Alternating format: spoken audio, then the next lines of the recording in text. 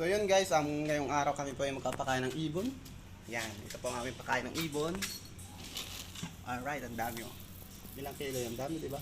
Hindi kumuha ka, tapos ilagay mo doon sa ano. Yan. Ang aming ibon na yun, nandun po sa kabila po. Yan. Okay na yun. Kakainin na yan. Yan, ito po ating tauhan, si Arnel. Magpapakain na ng ibon. Yan, dalawa po siya, mag-asawa. Oh, galing kong pakain ah. Magaling kumain na no. Aray! Bakit? Maliit kasi. Ha? Maliit. Bakit? Sinagot ka kagad?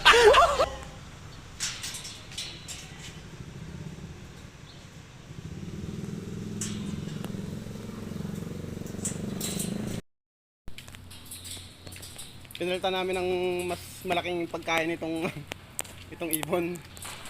Masakit daw. Masakit daw sa kamay. Nakakagat siya.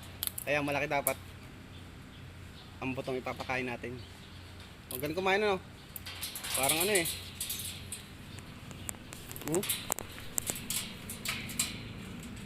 Buti din nga agat ano. Padila lang ano. Agaling ano.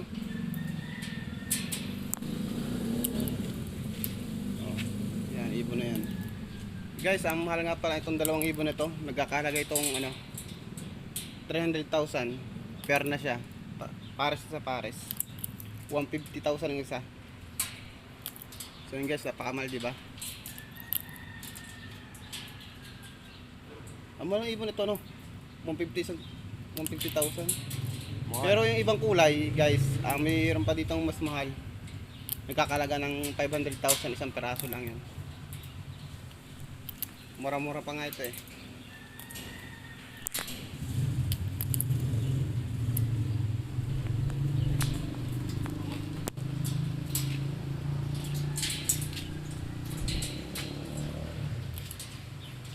Diyan nga kasi, oh, yan. Galing kumain ano. Parang ano eh. Yan, ang gaganda ng kulay nila oh. Itong isa buo ang ano, ang balahibo, meron siyang buntot. Itong isa wala.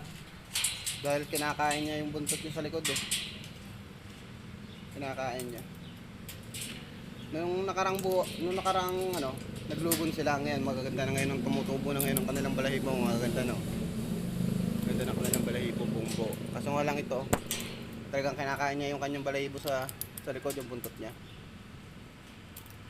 Yan, ito po ang ating tagapakain ngayong araw, si Arnel Lat.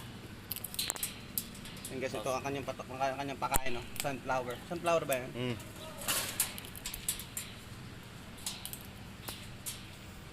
Kalawat kanan ah.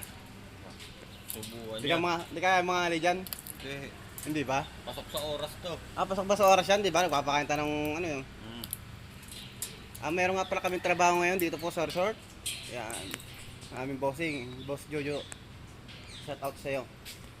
Saks. Yan. Dito po yan sa Nasugbu, Batangas. Sa Kalayo, Nasugbu, Batangas. Yan po ang aming resort. Saks. Yan, punta na kayo dyan, guys.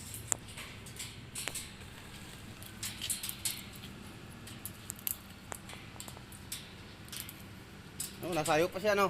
Nakasayaw yan. Nasayaw ano? Basta Masaya eh. mo, Oh, sayaw. wow, nasayaw ah. Very good. Very good. Ang galing ano, nasayaw. Kasi ibig sabihin yan, pinakain siya. Dali, Very good. gento. Masaya siya, diba? Dahil siya nahihirapan kumain, oh. Kuha na lang siya ng kuha, oh. Kain na kain, oh. Sundot mo kakamay mo, Narel. Napakasakit na yun. Masakit ba? Kala ko, baliwala lang sa'yo, eh. Nasayaw, no? Diba nasayaw yan. Yan guys, meron pa nga pala doon hawla. Yan, meron din nakakulong ibon. Guys, punta natin.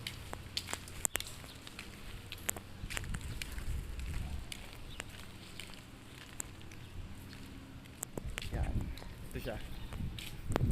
5 piraso siya. Oh. Ang ganda ng ibon.